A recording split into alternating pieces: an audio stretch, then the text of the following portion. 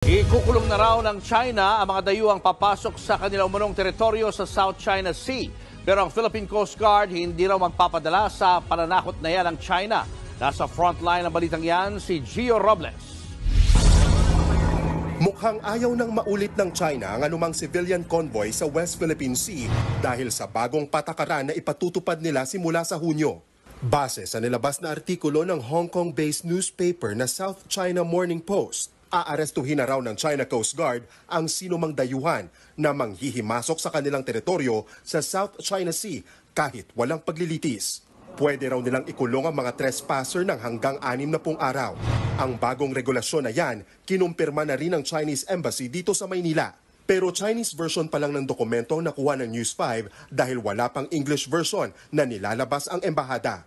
Matagal nang pinawalang bisa ng 2016 arbitral ruling ang 9-dash line claim ng China na halos sakupin ang buong South China Sea pati ang exclusive economic zone ng Pilipinas kung nasaan ang Scarborough Shoal.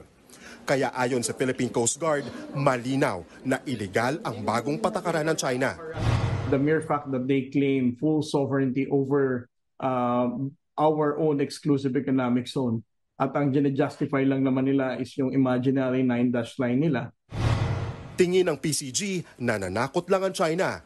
Malabo raw kasing manghuli ng mga dayuhan ang China Coast Guard dahil siguradong papalag ang international community, partikular ang mga claimant sa South China Sea. Definitely, it's not just the Philippines that will be affected on this kind of domestic law na ginawa nila. What about the Vietnamese, the Malaysian, the Indonesian, no? Dagdag pa ng Coast Guard, mukhang Pilipinas ang punterya ng bagong domestic law ng China para takutin ang mga sibilyan at pigilan silang sumali sa mga civilian convoy sa West Philippine Sea at para hindi na ito maulit pa.